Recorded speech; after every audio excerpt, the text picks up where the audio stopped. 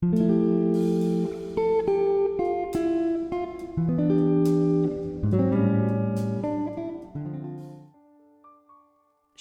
saudara-saudara, renungan firman Tuhan pada hari ini dengan tema Bersama Tuhan dalam Misinya.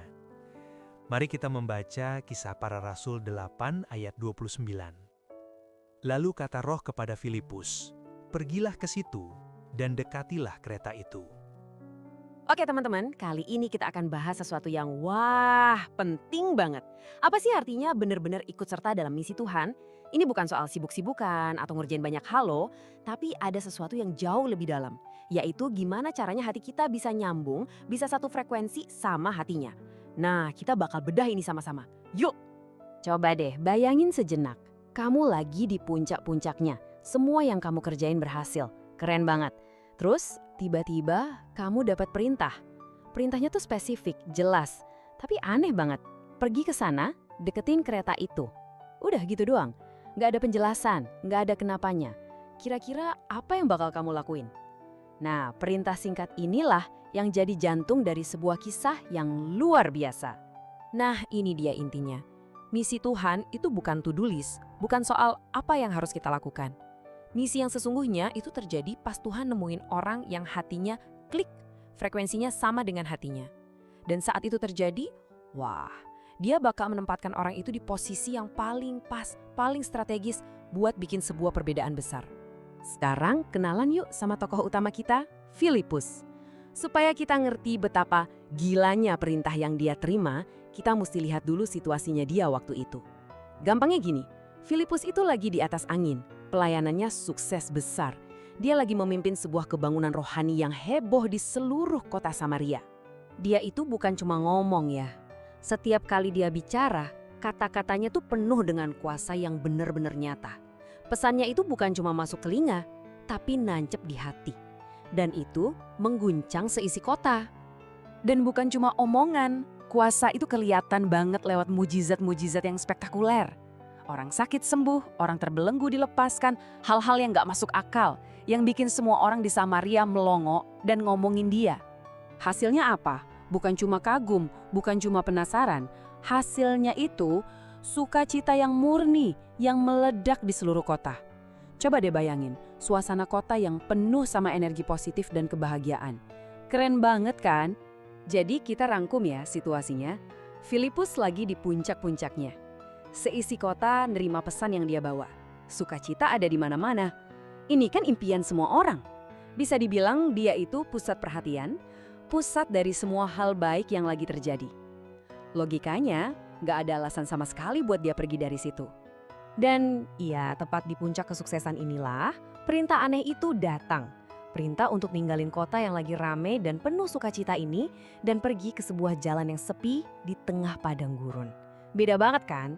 Ini adalah sebuah ujian ketaatan yang paling murni.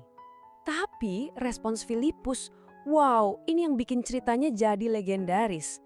Dia dengar perintah itu, dia lihat kesuksesan besar yang lagi dia nikmati, terus apa yang dia lakuin? Dia langsung berangkat. Gak pakai nanya, gak pakai nego, gak ada tuh. Tapi Tuhan, kan di sini lagi bagus-bagusnya. Gak ada, cuma taat, titik. Ini yang bikin kita mikir, kok bisa ya? Apa sih yang bikin orang bisa ninggalin sukses sebesar itu tanpa mikir dua kali? Sebenarnya apa sih yang jadi kompas hidupnya Filipus sampai-sampai dia bisa taat secepat itu? Jawabannya tuh sebenarnya simple tapi dalam banget. Hidupnya berpusat pada Tuhan. Buat Filipus, yang namanya sukses itu bukan soal pengaruhnya jadi besar atau programnya berhasil. Bukan itu. Sukses buat dia cuma satu. Berada tepat di tengah-tengah apa yang lagi Tuhan kerjain. Dimanapun itu. Coba deh, lihat perbandingan ini. Jelas banget kan? Kalau hidup kita pusatnya diri sendiri, kita pasti sibuk nyari pengaruh, kita terikat sama hasil yang kelihatan, dan kita jadi ragu buat ninggalin zona nyaman kita. Tapi, kalau pusatnya Tuhan, fokus kita beda. Kita nyari kehendaknya, kita terikatnya sama Dia, bukan sama pencapaian kita. Hasilnya, kita siap gerak kapan aja. Nah, Filipus ini jelas banget hidupnya di kolom yang kanan. Dan ini dia kebenarannya teman-teman. Tuhan itu selalu nyari orang-orang kayak Filipus. Dulu dan sampai hari ini. Dia terus mencari orang-orang yang mau melakukan pergeseran itu di dalam hatinya. Dari yang tadinya fokus sama agendanya sendiri, jadi fokus untuk menempatkan diri di pusat agenda Tuhan buat dunia ini. Tentu aja, ini bukan cuma cerita kuno, ini tuh cermin. Ini undangan buat kita semua hari ini. Jadi, oke, sekarang yuk kita coba tarik pelajaran ini ke dalam hidup kita masing-masing. Pertanyaan pertama, simple aja, kesadaran. Apakah kita benar-benar melihat apa yang lagi Tuhan kerjakan di sekitar kita sekarang? Di tempat kerja kita, di lingkungan rumah, di antara teman-teman kita? Mata kita kebuka nggak sih buat lihat jejak-jejak tangannya yang lagi bekerja? Dan kalau kita mulai melihatnya, gimana kalau ternyata Tuhan mau ngajak kita ikutan? Mungkin panggilannya bukan ke padang gurun ya, mungkin undangannya itu sesederhana memulai obrolan yang selama ini kita hindari, atau melakukan satu kebaikan kecil yang butuh pengorbanan, atau mungkin ngambil satu langkah iman baru yang bikin kita sedikit takut. Dan ini pertanyaan terakhir buat kita renungkan bareng-bareng. Kalau undangan itu datang, mungkin hari ini, mungkin besok, jawaban kita apa? Apakah kita bakal lebih milih buat pegang erat-erat kesuksesan yang udah kita punya? Atau kita bakal punya keberanian kayak Filipus buat bangkit dan pergi?